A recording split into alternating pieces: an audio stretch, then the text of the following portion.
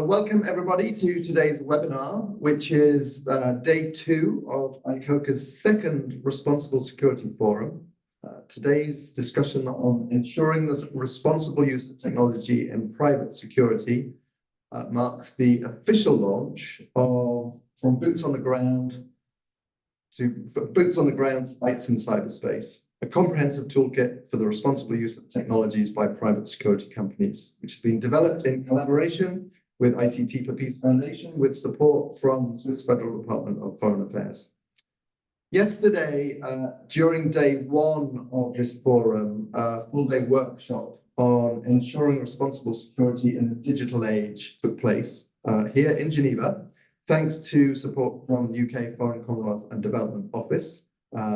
Thanks to the workshop participants, we had about 25 practitioners and thought leaders to tease out issues around 4 key questions. And they were: how is technology transforming private security? What are the main challenges for human rights and international humanitarian law? How the regulation of private security should be adapted or developed with this use of technology in mind? And how the governance of private security should be adapted or developed also. So today we are going to continue this important conversation for a public discussion around the responsible use of technologies. We've got a great panel to help us navigate through these issues. I am pleased to introduce on the far side Jean Sanchez, Deputy Director for France and Europe at Amarante International, which is an ICoCA certified company. Jean began his career in the French Army as an infantry officer and joined Amarante in 2018. He was in charge of protecting the French embassy in Afghanistan for 2.5 years, and after stints in Algeria, New Caledonia, and Niger, he was appointed head of Amarante's Operations Support Department and has been promoted to Deputy Director of Europe in 2023. Immediately next to me, we have Anne-Marie Pizzatu. Anne-Marie's Executive Director of ICT for Peace Foundation and has been instrumental in developing the toolkit for responsible use of security by private security companies, which we are launching today. Previous to this, Anne-Marie was Deputy Head of Public-Private Partnerships Division at DCAF in Geneva, with whom we have a long-standing MOU and where Anne-Marie worked for nearly 12 years. She's no stranger to ICoCA. As many of you know, she led the development of the code and the creation of the association and served as interim executive director of ICoCA while at DCAF.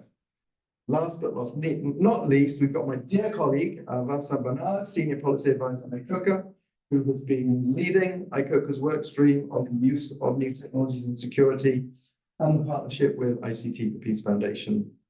He leads the development of research and policy at ICoCA and is editor of ICoCA's blog. Prior to joining ICoCA, Vincent spent his career with ICRC. He was editor-in-chief of the International Review of the Red Cross and the leading academic journal on humanitarian law, policy and action, and was head of the Law and Policy Forum. Prior to this, he was head of ICRC's field communications. So, with no further ado, I'm just going to quickly set the context for today's discussion. The International Code of Conduct itself was negotiated in 2010 as a soft law instrument to regulate private security companies so that they respect international human rights law and humanitarian law.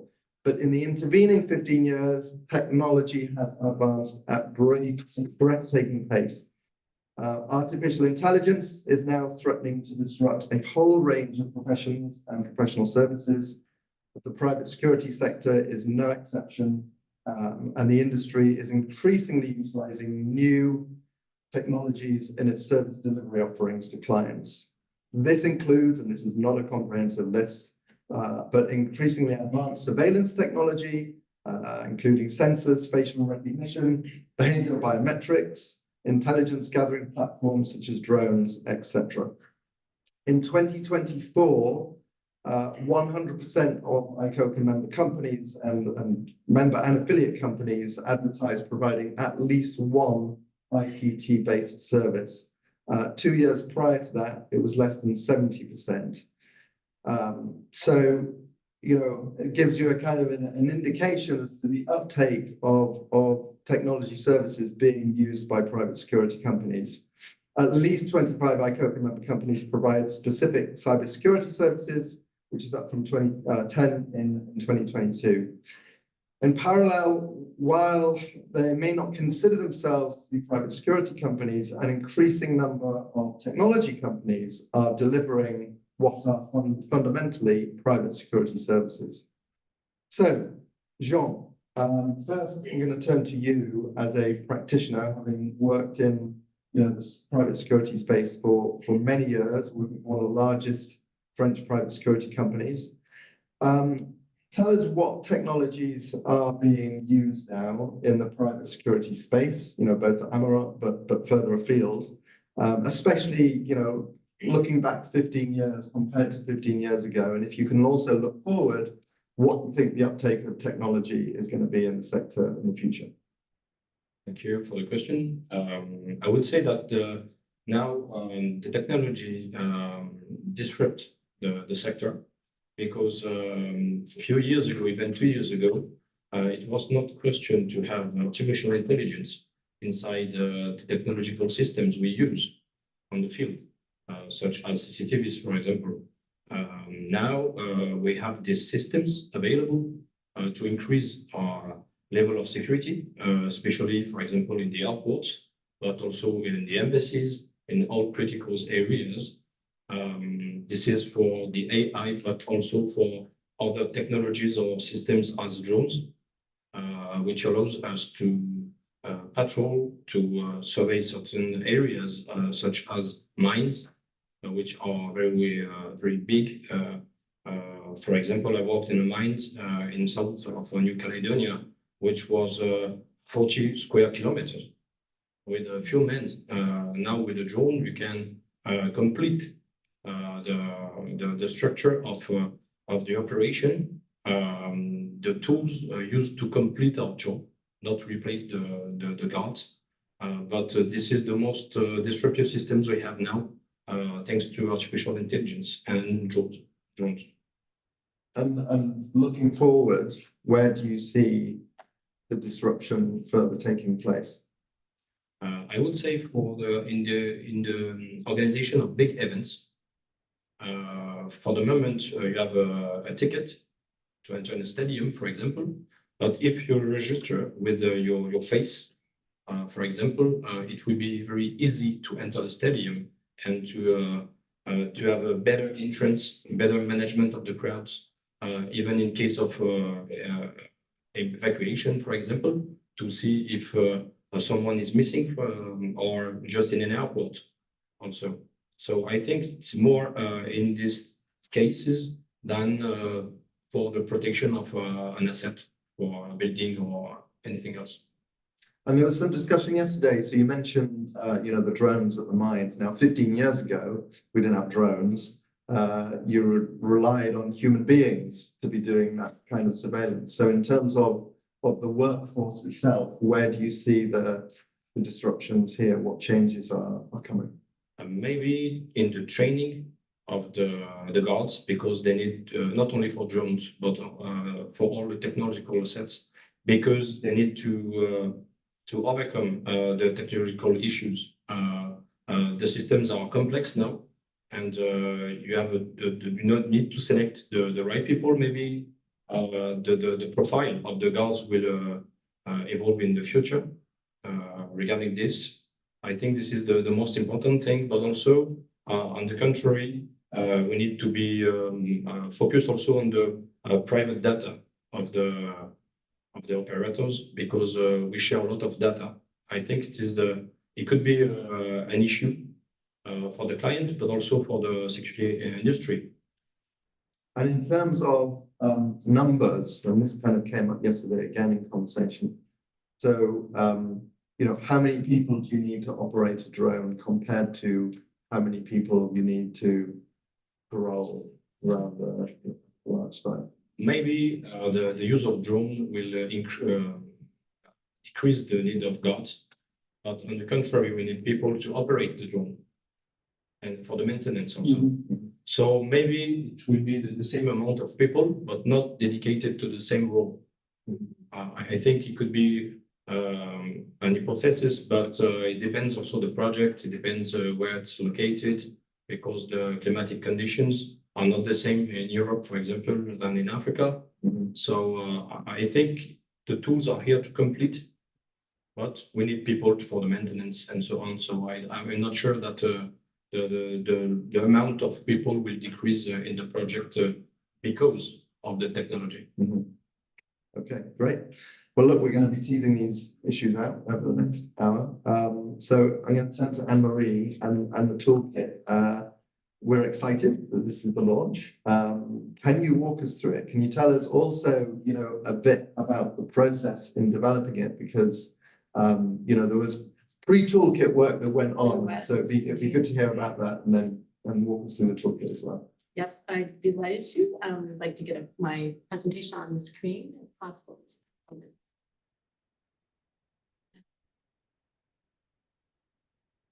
see if sure it's Yeah, we're going to slideshow. Okay. So as you can see, this is the title From Boots on the Ground to Fights in Cyberspace, and really looking at the transformation of the private security sector, going very much from a purely or much more physical type of security. We have had video cameras for a long time, but the kinds of video cameras that we have now are much more intelligent, have many more capabilities, and it is really transforming the way that private security is being delivered. Let's just go on that thing.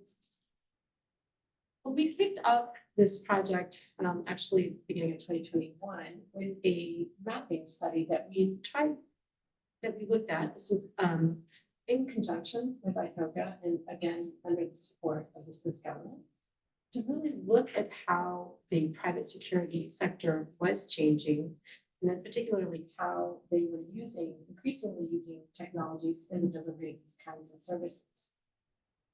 Just to go back a little bit, yes, in the back past many years ago, we worked on this.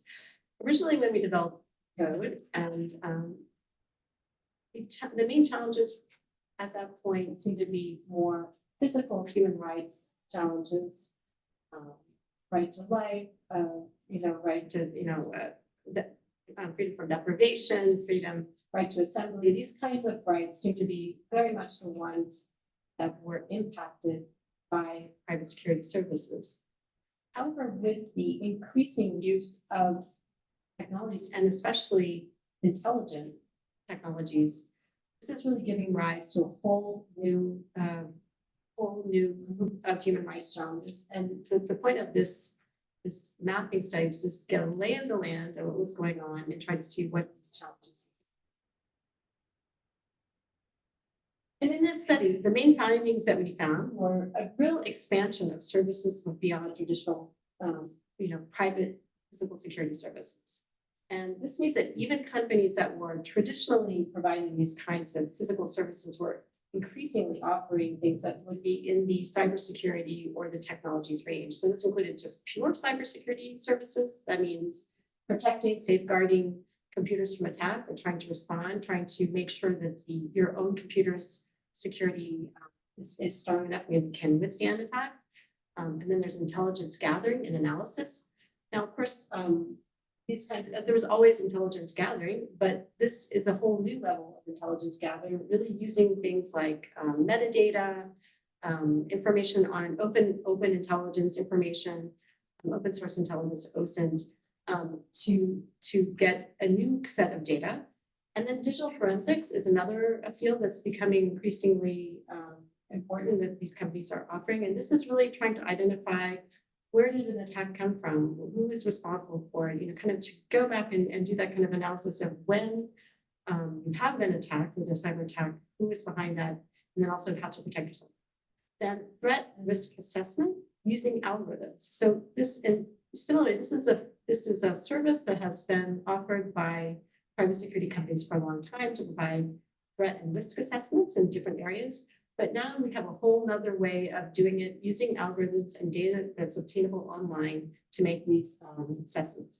And then again, surveillance has always been happening, but now we have a more intelligent kind of surveillance that is as Sean was saying, capturing a lot of data and information.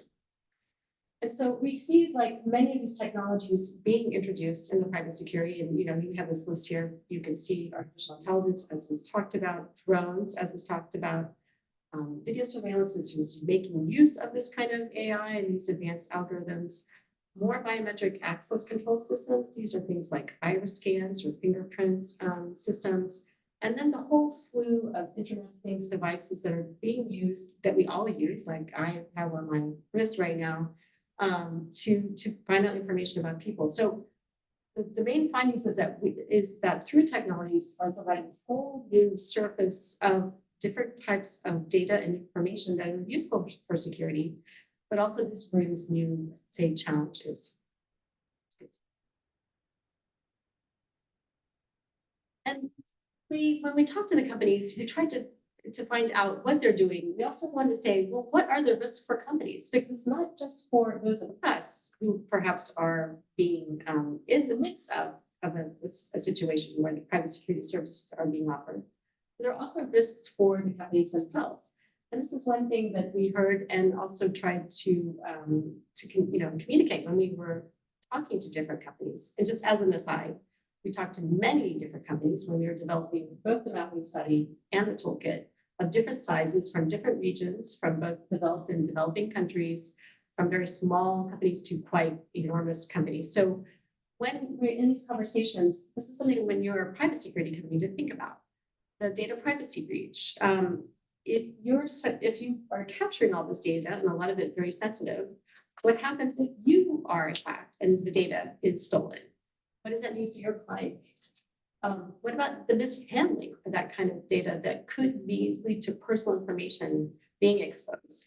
And then there are situations in which maybe an employee is not very happy and takes data with them and uses that as a way to misuse for their own gain. Also, the whole notion of as we're relying more on these technologies and as companies are relying more on these technologies, what happens when those systems go down, as they often do? And this can also hamper the type of security offerings that they're being given or they're offering. So this is a little bit the risks for the companies themselves, as well as just for those of perhaps the clients or those who are in the midst of the security operations. So this led to us developing a toolkit, same basic title, but as Prince also mentioned at the beginning, this is meant to be a kind of comprehensive toolkit for responsible use of ICTs technologies by the private security sector. That being said, this is just a first iteration of as the types of services are evolving and as the types of technologies are changing, which will inevitably change the character of the sector itself. So the basic purpose and scope of this toolkit was to really provide guidance, very practical guidance. We'll look a little bit more in detail at the toolkit and how it's structured, but the point is not to have a long treatise and many, many paragraphs of how private security is being changed. It's actually our challenges. Here are good practices. Here are some case studies, and here's some concrete things that you can do. And so the guidance is something that a company should be able to look at and will not provide all of the answers and will not provide all of the expertise. You still need to have people that have, the level of IT competence to implement these things, but at the same time to perhaps provide an overall outline of what these kinds of practices should look like, what would be involved, what would be the steps.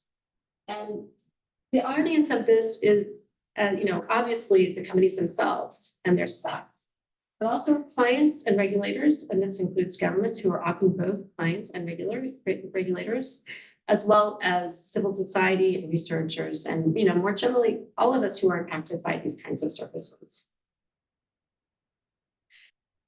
Structured Toolkit is 12 interconnected tools covering the key areas. And as you can see, it's really a mix of what would be traditional human rights topics, as well as very technical topics. So, it goes from data collection, data storage, security destruction. These are very technical things, And then looking at, for example, surveillance or monitoring. We know from both a human rights perspective as well as a technical perspective that there are a lot of key things to learn in this. Looking at things like algorithmic bias, this is particularly important with the increased use of machine learning and artificial intelligence. We look more carefully at some of the emerging technologies that may still change the character of private security in the future.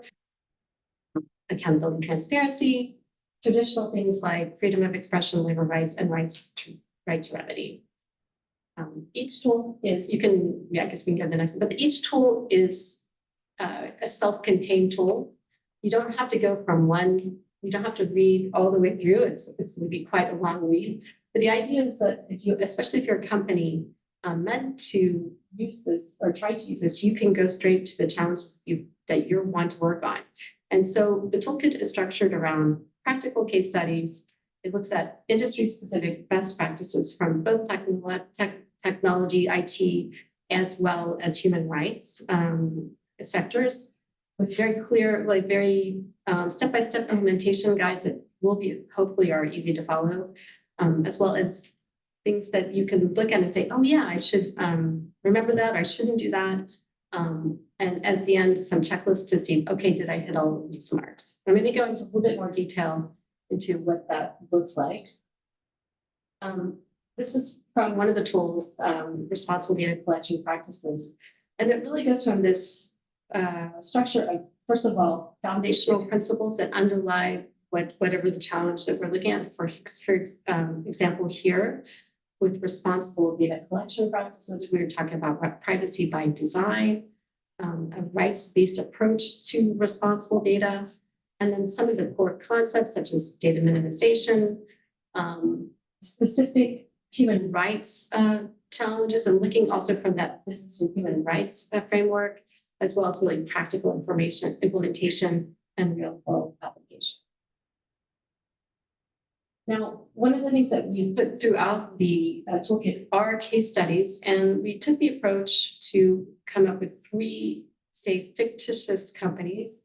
Each one is identified by the color of the box. So the medium-sized one is light blue, the small one is green, and the large one is yellow. But these different companies, these fictitious companies, and then the case studies, which involve them, are meant to highlight how a company of that side would then approach whatever challenge or whatever guidance is being offered.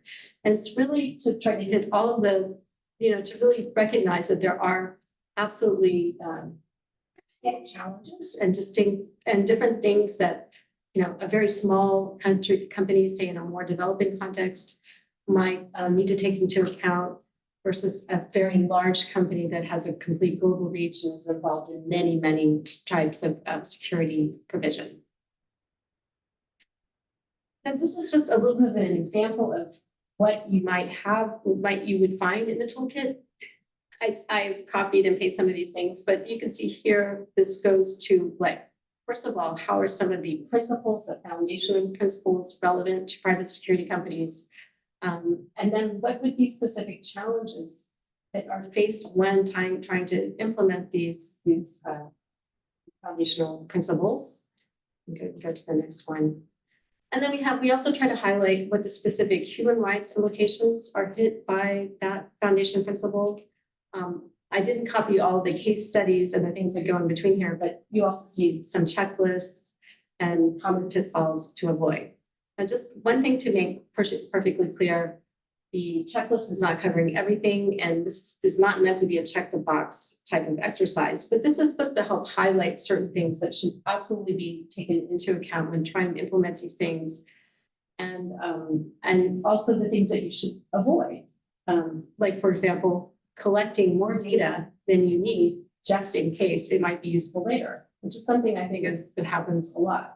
But also to really take a hard look at what kind of information do we need to do the job that we are doing competently and also lawfully, and what do we not have to take so that we can respect that principle of not capturing too much or minimizing the data to what we really need and what is lawful.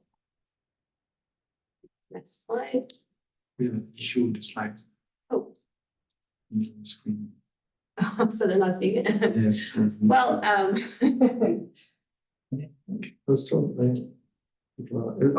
you seeing the slides? Can people indicate?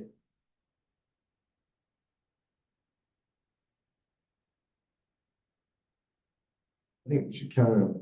okay, well, we're nearly the end, and if you didn't see the slides, then please go and find the Toolkit, which is available online on our, okay, it's okay.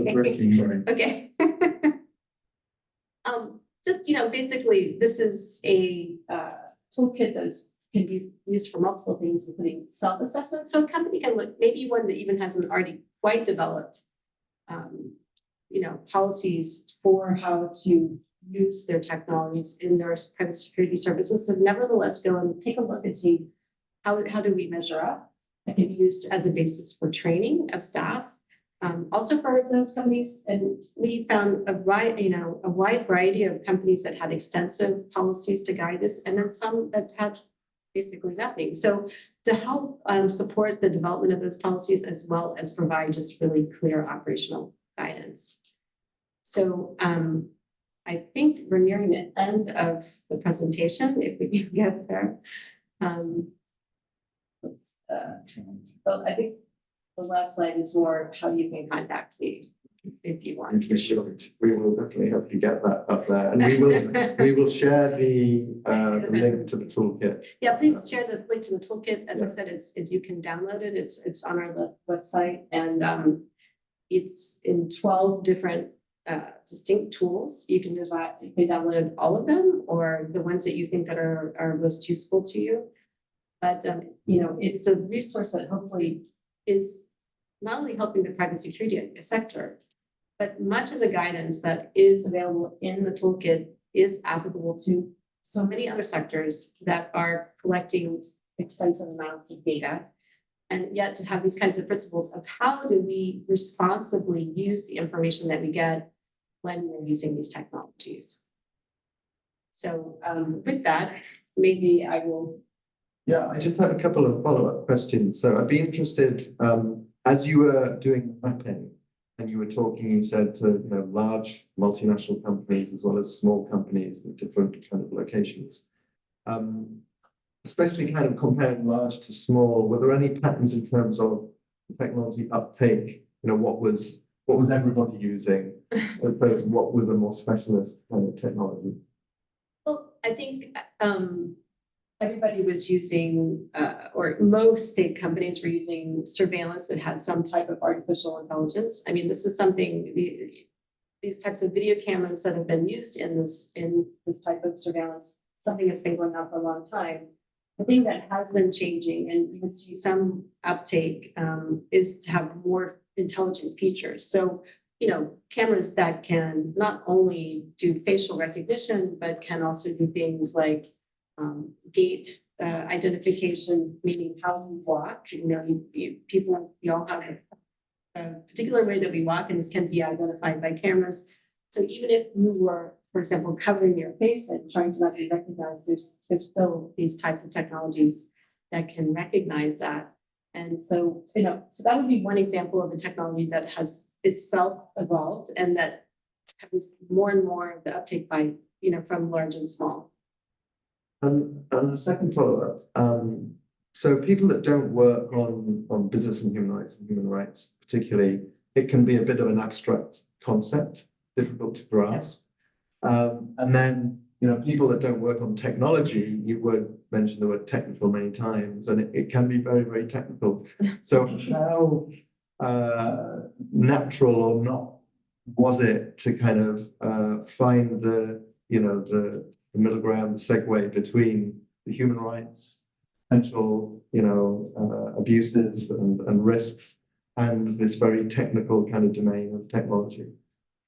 So, to me, I think for me, it's something that I saw relatively easily, but it's something that I do think, especially if you're more of a tech person or more of a human rights person, that you may not see it may not make sense immediately. But we had one of the discussions that we had yesterday was on the right to privacy and how privacy can be sort of a gateway to so many other uses, actually. when some person's privacy is infringed upon, if their communications are, first of all, it might be they're being followed or their phones are being tapped if we want to go old school.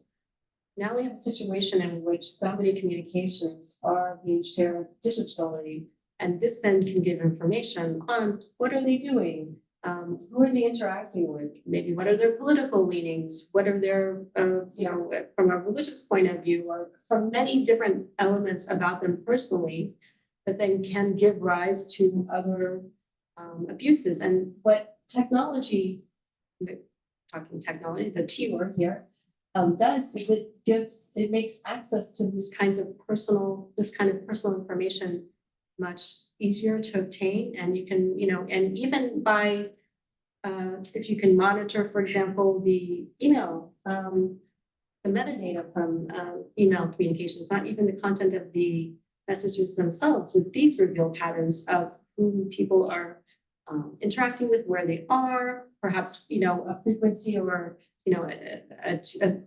identifying at least the area to which it's going can also give other indications. And the kinds of algorithms that we have now are very sophisticated and can paint quite detailed pictures. So the thing about technology is it really provides a gateway to have much more of a window into our daily lives and our personal interactions or, otherwise. Yeah.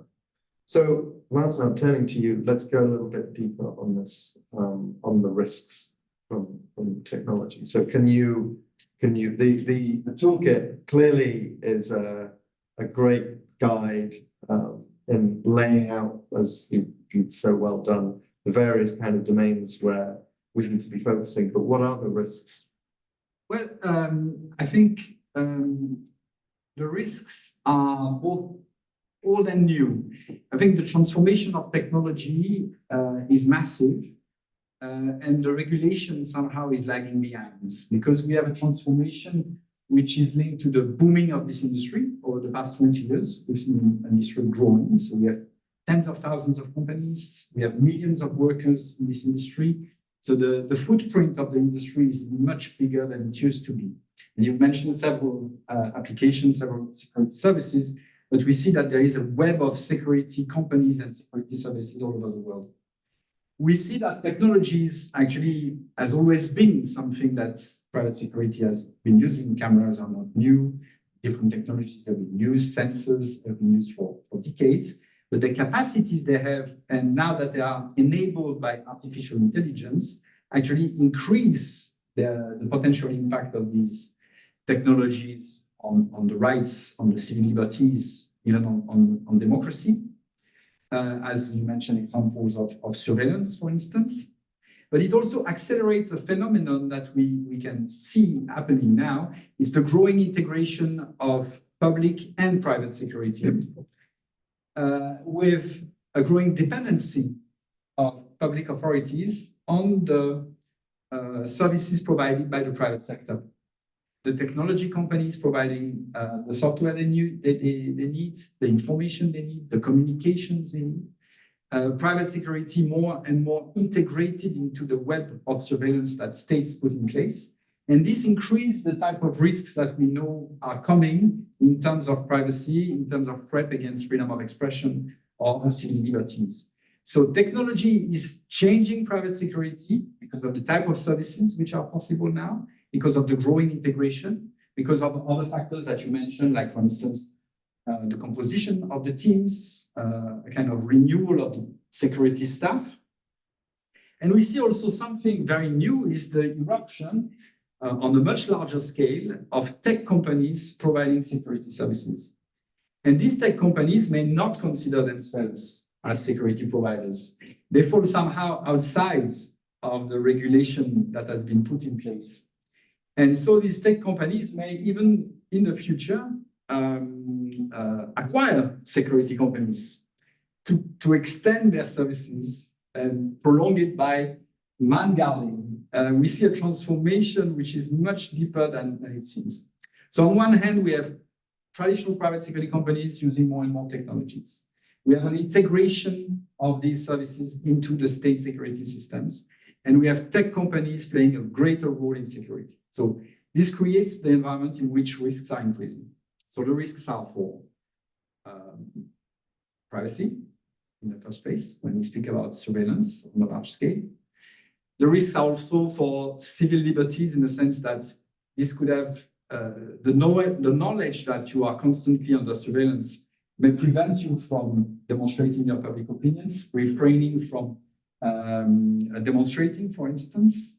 It can curtail freedom of association with workers knowing they are under surveillance. And so it has an impact on a new type of human rights, which were perhaps less at the center of our focus when the regulatory instruments at the global level were drafted.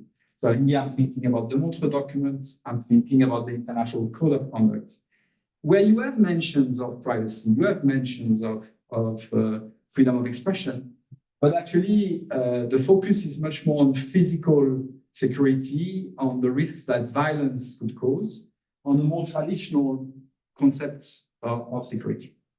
But don't get me wrong, and I think we will all agree on that. Technology is an opportunity for security.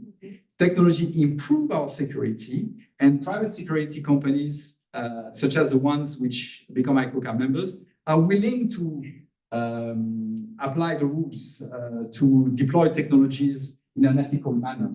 But the toolkit is not there only us to somehow give us a guide to punish the companies which would breach human rights. It's also a guide to prevent abuses and to help companies use technologies in a responsible way.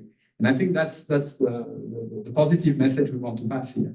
We want to make the best use of technologies. We want to prevent the risks, and the toolkit can help in doing so.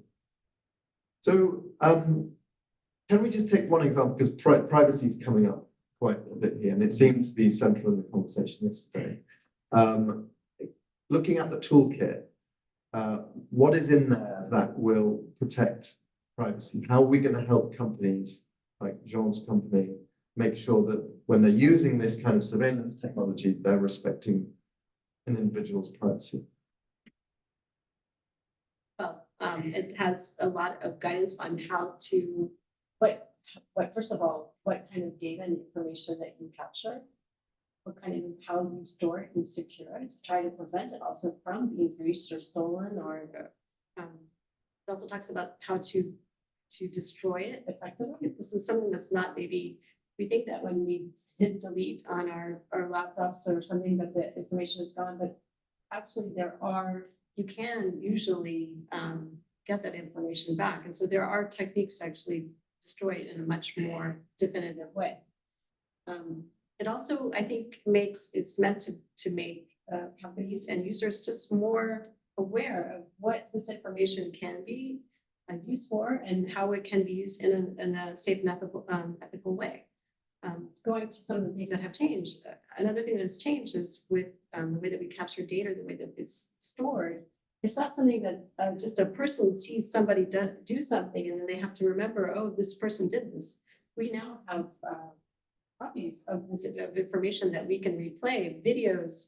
We have messages that we can read over and over again. So we have records of activity. So on one hand, how do we handle this information, which is a kind of record that can be used again and again, and to not abuse these types of things, such as privacy, in a responsible manner. And Jean, to pull you in here, so how do you see the guide and things like privacy and the specific steps that, Amarante and other companies should take? How do you see the guide as filling a gap and assisting Amarante in providing a responsible security service? Well, all of this not rely only on private securities companies, because you have the laws where you operate. For example, in France, the things are very strict. You cannot do the things as you want. Mm-hmm.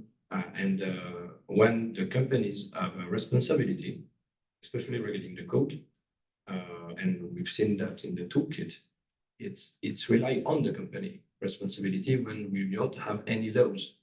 In some countries, you have a lack of laws. So you have to act responsibly to protect the data, to protect the people, and to respect, I would say, the law, even if there is no law where you operate, because this is the main danger. Right. Yeah. And that was coming out in the conversation yesterday, the issue of regulation and a lack of conformity from one jurisdiction to another. How does a company make sure it's operating responsibly, whatever the jurisdiction, whatever the regulations? I'm not able to see the questions. I can't see the screen. Sorry. And it's not up there. But one thing, please do send your questions in. I think they're coming. Maybe that's not because I can't see the screen reflection. So maybe. So we have a question about data privacy breach. I think we've addressed the question of privacy. We have another question about insider threats and cybersecurity challenges, which is also a major concern, insider threats. And finally, we have a question about what ISO 27000. ISO 27. So I'll go a little bit in reverse, just to say that when developing the toolkit, we actually used ISO 27001 as a basis for a lot of the cybersecurity technical aspects. And so I think it's a very good resource. Where the toolkit goes beyond that is really takes more of a human rights approach to it. Like, how is the usage of not just securing your machines or securing your computers, but to actually what the security of the data and the use of the data in a way that is more safeguarding of human rights, which goes a little bit to the other question around data privacy breaches and insider threats and cybersecurity challenges. So those are related to some degree. I think the insider threats, for example, it's one of the reasons why we have a labor rights, labor conditions section, which we also drew very much from ICoCA's work on labor working conditions by private security companies. You know, how do you have policies that are respectful, including in how you use technologies with regard to your personnel, in order to minimize or, you know, lower the chances that you will have those kinds of insider threats. And then of course drawing and making reference to the work that ICoCA has done specifically on working conditions, to try to have working conditions that are more human rights respecting. When you have, and when we, I worked on the code a long time too before, and one of the things that we found is a direct correlation between poor working conditions, those personnel who are treated, whose human rights are not being respected, we found instances where their passports were taken away, where they're effectively not able to leave the job, even if they wanted to, where they were not paid what they were promised. And you would have, of course, this at that time, we were seeing how that had a correlation to the violation of human rights or them not performing their private security services in a more ethical way. And this has also now that we have technology, now this is a new way that, say, a disgruntled personnel member can then misuse technology, steal information, breach information, get personal information that in a way that is not ethical and not respecting. So, and that can go to data privacy breaches, as well as cybersecurity challenges for the security of the system. So, and yes, human rights issues are a huge challenge. Absolutely. I think one of the things that we found when we were working on this toolkit, there are a lot of, say, good and best practices with regards to how technology is deployed, how you safeguard your systems, your own policies and procedures internally. And a lot of them do have a human rights, I would say, component to them. But there wasn't really a human rights as a say operational principle in how to deploy technology. So one of the things that this toolkit tries to do is to, on one hand, say we're recognizing that technologies are becoming more central to our lives every day, that human rights is respected in the way that you deploy technologies. And so how do you deploy those technologies in a way that is human rights respecting? And those links have not always been made. Also, how do you, protect human rights while using technologies? There's a little bit, so it's kind of through line, recognizing that just in our lives, and we have known, in the physical, let's say, kinetic world, we have many instances and examples of how we respect human rights in, let's say, physical situations. How now, when we are deploying technologies, when we set up different kinds of sites and resources for use, and so when we store information, we collect information, how do we do that in a way that is respectful of human rights? So we didn't find anything that really looked at it from that perspective as wholly as we tried to do with the toolkit. And in that respect, I think it's, of course, not just relevant for the private security sector, but also for so many sectors, so many, primarily, but maybe not only commercial sectors, in which are based on the kind of data information that we are generating and that they collect, and that, in our interconnected technical, technologies and the way that's connecting our societies. I think, thinking of your experience in Afghanistan and data breaches and the withdrawal, the fact that it was very fast and there was a lot of personal data which wasn't destroyed. I don't know if that was held electronically or in hard copy, but obviously there were issues with people's personal data and the fact that they were contracted by, these governments being shared with Canada. Also less in the cloud than physical storage. Right. So they lost a lot of data. Yeah. We've seen a case also in Australia where private security company data was stolen, including the personal data of prison guards, which is of course a major concern because you can imagine that these people could be blackmailed, could be threatened. So the protection of the data of the security companies is super important. And I think that's also part of the toolkit. Not only the protection of the data of the people who are surveyed among the public, but also the protection of the data in the sense that it can damage the reputation of the clients if data is stolen. It can lead to breach of personal data of the staff, security workers. And of course, sensitive data could be stolen by malign actors, criminal actors. So that's another important challenge.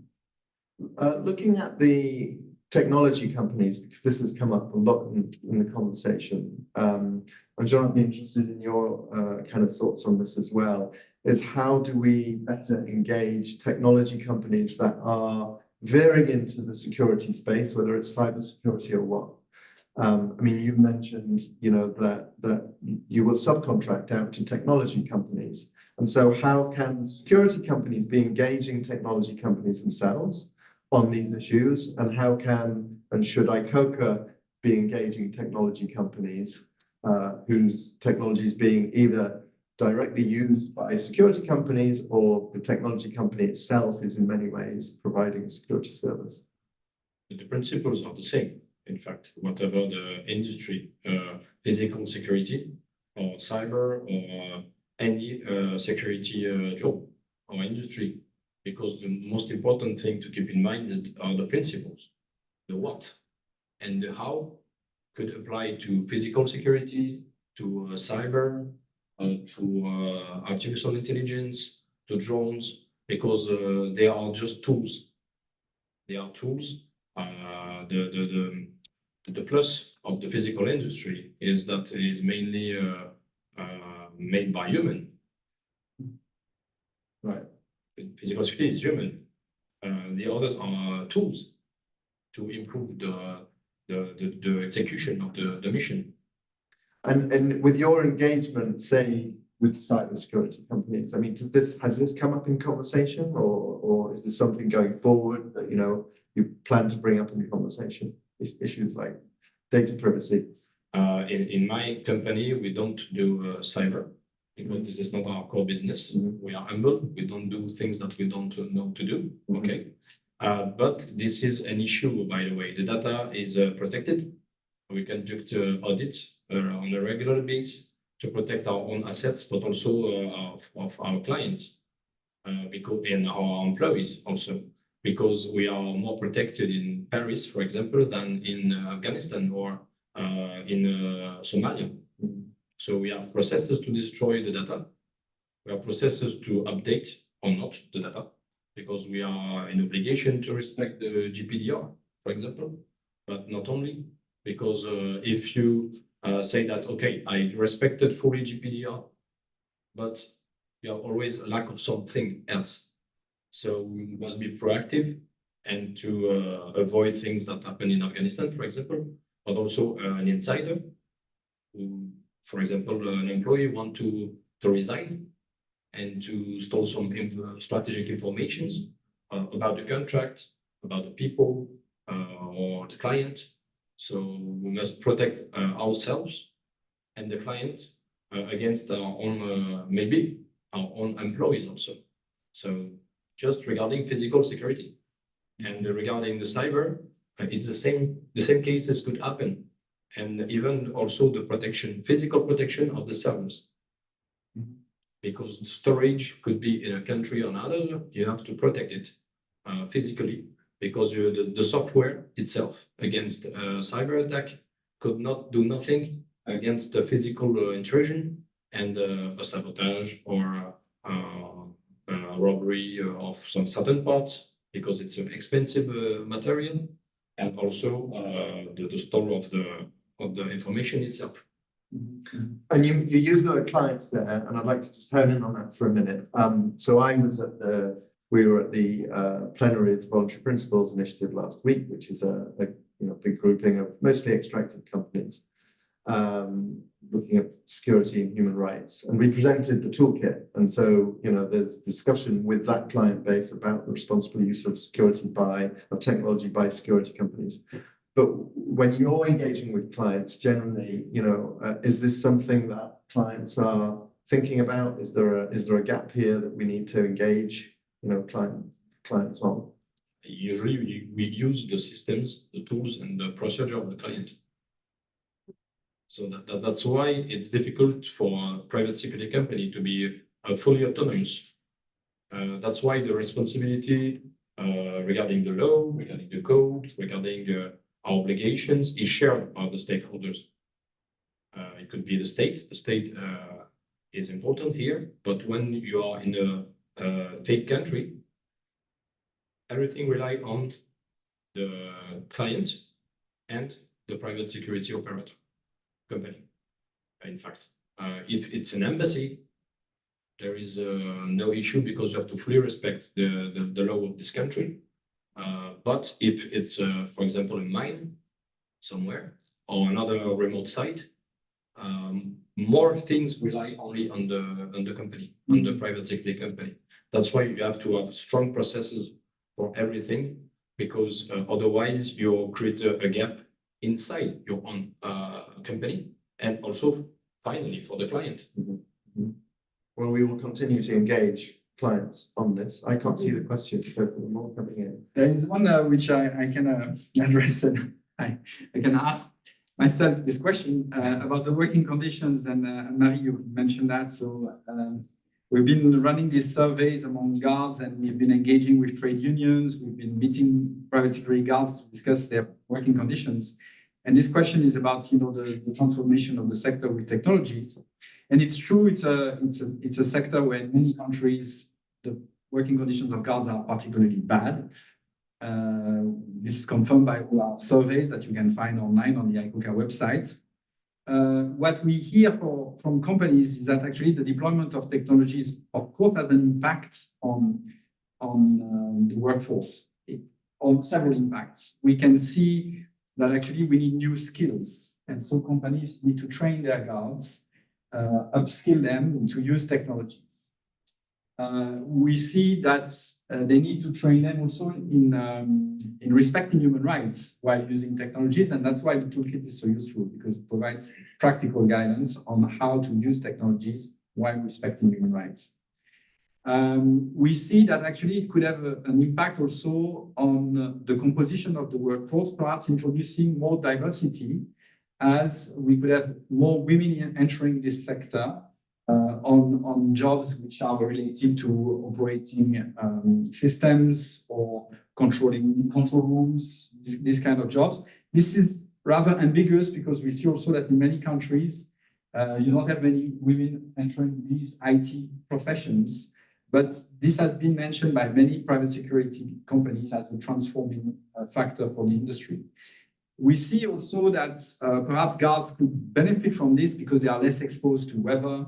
They can, stay and let drones or cameras monitor areas. We send less patrols and guards are less exposed, so we could improve working conditions. And also, perhaps another interesting development, which we discussed yesterday, are the possibility to increase the accountability of private security personnel, for instance, with the use of body cameras, with the recording of the operations, with the capacity, to do the forensic of incidents and overall increase also the training of guards using technology. So many positive applications of technologies. But there is a concern across the industry that actually many workers could lose their job because they are replaced by technologies or because they are not capable of using these technologies. This being said, there is an uneven deployment. It's not in every region of the world that we see this massive use of technologies. And in many places, I think the human dimension will remain very important. And also something we discussed over the last days was the fact that the human dimension is key to sometimes interact with people, to de-escalate tension, to collect intelligence. And actually, the humans are key for security as such. So I think companies know that, and they still invest in the human factor. Yeah, and just reflecting on that, and Marie, you mentioned the danger of having an over-reliance on technology in case of technology failure. Which reminds me of a conversation I had in South Africa recently with a large drone operator. And the drone operators have to be registered as security guards and trained as security guards, because if the weather turns, the drone ain't going to fly. And so they have to patrol. So they have a dual purpose. And John, I don't know if you have kind of reflections on that. Yes, in my opinion, it's not possible to replace human people. It's not possible because everything relies on the system, not only on one pillar. You have the men, you have the infrastructure, and you have the technology. Everything must be balanced, not in quantity, but to assure a good protection system for the client. Moreover, the technology is expensive. If you work for the state just increase the taxes and it can buy the equipment, okay, basically. For private company, it's not possible to increase the price of the client. Otherwise, he would say no, or I will change the company. So you have all the time to take the right tool, not to sell more than necessary, to stay in a good price and a good quality of service. This is why the technology appear at a certain date, and you will see this technology deployed on the field years after, little by little, because the old systems are too old. So you will only find in a few years, maybe only artificial intelligence CCTV systems, not only a simple camera.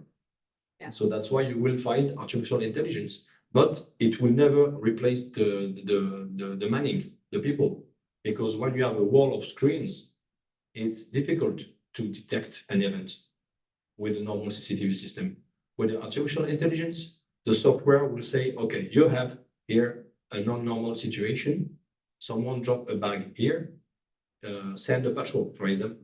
Or for example, another example, there is a limit, a zone, an area, a forbidden area, and you have a vehicle inside, is not allowed. Send a patrol. So the patrol will be maybe two guys or two ladies or whatever, but you need to send a human to clear the situation. And the assessment is made by human, not by a robot, because it's just the identification of the issue. It maybe is made by a camera, but on the other side of the camera, you have a human, and it's not possible now. Maybe in 50 years, a system will clear the situation by itself. But now and in a few years, I don't think it's possible in this case to replace humans. Just as a follow-up on that, and it's one of the things that came up in the discussion yesterday, there are situations, especially managing, when interacting with communities that are impacted by different installations in mining, for example, and of course the security protection of that. There are many instances where you need to have the human to human. So of course we're not quite in that scenario yet where you would have a robot go and negotiate with people, and I'm not sure how that would go anyway. But I think what it does point to is that some of the things that have been traditionally done by, say, CCTV or physical patrolling or really something that's been purely physical. We do have now some more, say, tools in the arsenal, which can provide more information in different ways with different levels of risk for both, protection. So, we have more ways to get information that we need to provide those private security services. But again, with more, with more information comes more responsibility, to paraphrase a little bit. How do we handle that additional information? And then what roles how will that transform, the different kinds of roles that are now in private security? And, yes, there is certainly a difference between very small companies that maybe don't have a very big, haven't brought in a lot of very advanced technology, but even the use of the smartphone is already transforming the way that private security is being deployed in many ways. We talked about that from both providing security as well as a risk for can be potential risk for the private security personnel themselves. So this is having an impact, absolutely, on the private security sector, but I think it also forces us to think about what can be best done by humans, and also what kind of skill sets. I think it's also meaning that we may have the private security personnel may have very different skill sets or different types of ways that they're working, for example, a company to provide private security. And there was an extensive conversation yesterday on this issue of the fact that the private security sector in many of these markets is a very important economic driver. These are jobs. Yeah. They're important jobs. They provide livelihoods for communities. And that itself gives legitimacies to the companies that are operating there. If you take all that away, you're also potentially taking away the social license to operate and making it a much more challenging environment for a company to try and operate in. Again, I can't see the questions. Let me know if there's any. No, there's our information. Comment about the 27701. Yes. We were also took that into account when we were developing. If you go to the toolkit, we have at the end of each tool a long list of resources that we use to develop each tool. And so you'll find the ISO, beyond that as well, standards were used as a basis for developing the toolkit, as well as voluntary principles for securing human rights, the VTech project, what's the other, I'm forgetting all the ones, but a lot of the business and human rights standards were used as a basis, as well as other human rights, as well as technology best practices. So it's really quite a very long and diverse list of resources that were used to develop Toolkit. And there are some, technology and human rights collaborations and organizations out there. The conversation yesterday turned to, who should we be collaborating with, and we can get to that in a minute. But I want to just hone in on, Jean, you mentioned the word state a couple of times, and Vincent, you brought this up, because it seems that in some markets, the gray area between public and private is getting very fuzzy, and it's technology that's really the cause of that and enabling that. In some places, private security companies have much more access to advanced technology than the state does, than public security, and so are essentially acting as public security function. But how does this play out, that interaction between public and private, and what role is technology having to play in that? Jean first. Well, the technology plays a huge role in this case, type of situation, but the lack of laws, the lack of state create problems, and it's the same thing I said before. It's the ethical approach of the company, mainly, and also the training of the agents, of the security agents, because you can have a corporate approach, but you don't see that in the field because the lack of training, because it's not only regarding the human rights, it's also regarding, for example, the data, and what it's just not data, it is strategic informations. This kind of situations are very complex to deal with, right? Because when you have no laws, for example, for drones, how to do? Because the state could come to the location and said, you use the drone, it's forbidden. There is no law. You used CCTV on the street. You look at me all the day. What happened? So all these kind of situations happen every day because there is no state or failure state. So everything relies on the company for the tactical use of these tools, but also the policies of the client, because the company never operates for itself. It's for a client. So for an institution, things are clear for me, from my point of view, because the setup and the processes most of the time already exist. Regarding for example, the European Union, you have a regional security officer inside the embassy, the delegation, and you work every day with him. So there is no gap. But for a private company, it's not the same. In a mine, for example, in Africa. So maybe the director of the security is a local citizen. Maybe he knows everyone around. Maybe he closed the eyes for some things.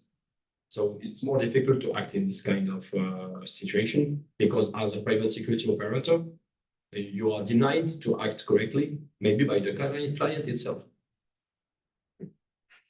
Even if you have a state, by the way. Yeah.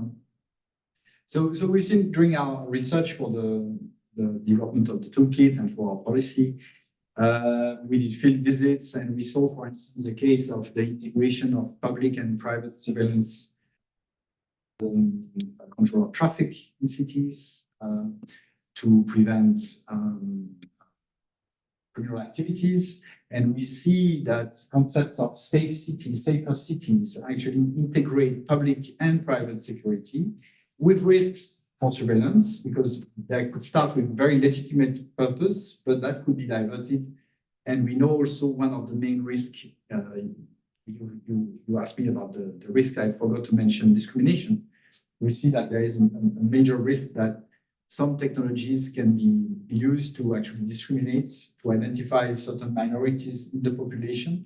And by creating an integrated net, and if private security companies don't have guidance and don't have limits, they may actually not know how far they can resist to the pressure of governments or other clients to engage into these activities.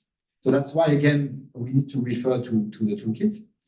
But I should say we need to refer also to the code, because we have this international code of conduct. And even though it was developed at a time when the focus was not on technologies, the principles which are there remain valid. And this is something very important to discuss over the past 2 days. We don't need to have a code which mentions every technology. The principles remain the same. And the code already mentions the obligation for member companies to respect the privacy of people they come in, they interact with, to respect freedom of expression, freedom of association, and to respect the properties of people. And we could consider that data are properties. And so we can also interpret the codes in light of this transformation. And I think that has been one of the main, perhaps, discussion of the workshop we had the last day with experts. that actually the code needs to be interpreted in view of changing realities.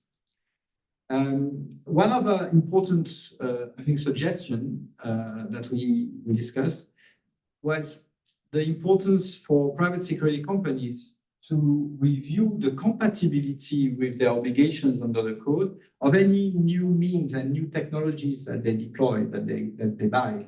And I think that will also be a very important safeguard, that companies always ask themselves, what are the risks that we take when we buy this technology, when we deploy this technology? And I think that should be done prior to the decision of deploying those technologies. So I think it was also an important takeaway of our discussion.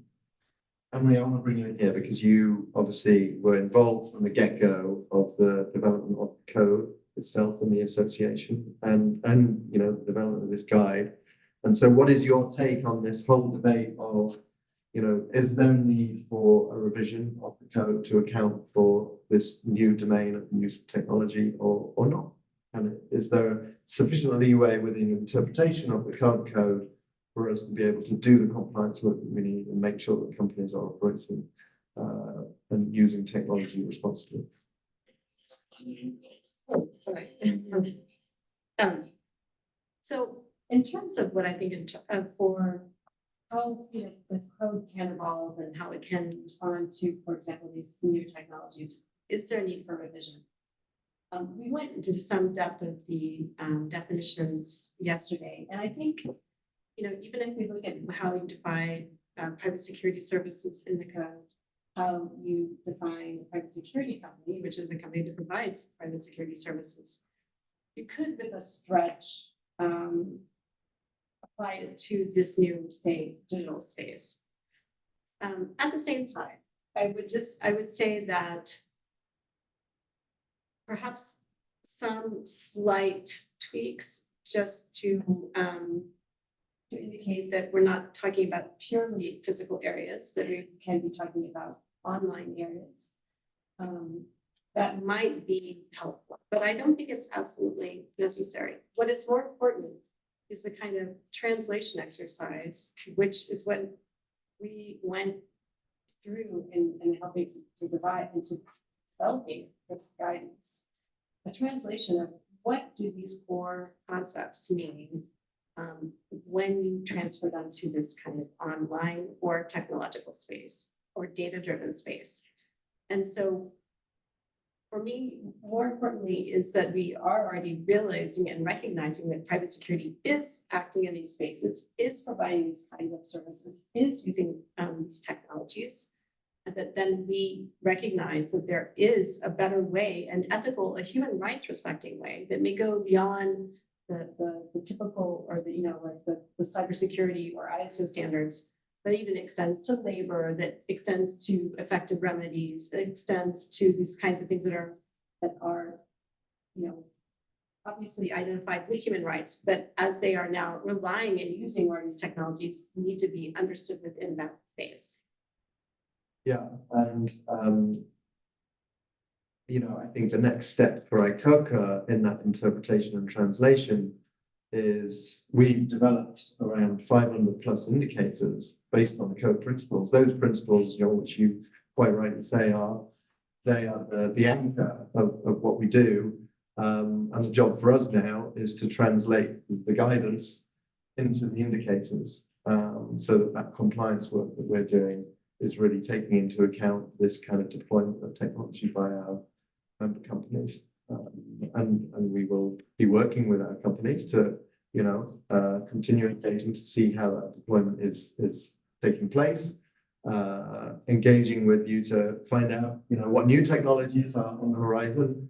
I mean, and this is one of the challenges, right? The pace of change is so fast that any revision that would try to account for a new technology is going to be, you know, out of date within.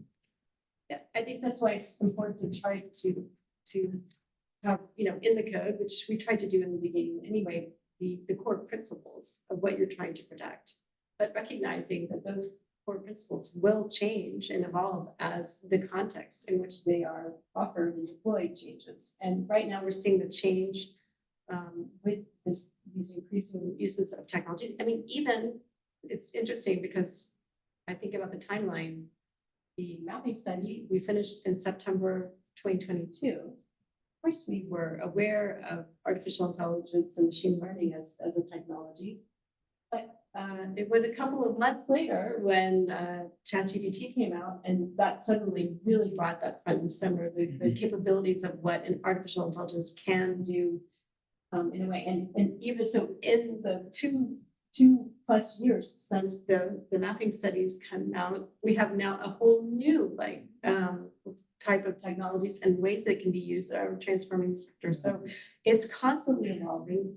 We have to be able to be in a mode where we can be aware of the context as it's changing, and what does that mean in terms of providing private security services in a responsible, ethical manner in accordance with the code. Well, the guidance document is an incredibly important step for us to help us along that way and make sure that we are doing relevant compliance work. So thank you for all the hard work. Hopefully the link is in the chat. I can't see the chat. I don't know if there's are there any other questions that have come up? No. No, okay, great. Questions. So yeah, I encourage everybody to really have a look at the toolkit. If the link is not in the chat, Oh, but it's not there. I will say, if you go to our website, which is ICT4Peace, that's with the number 4.org. Go to the documents repository and you will find the toolkit. It's both in individual tools as well as in a zipped version of all 12 tools, and you are able to freely download it.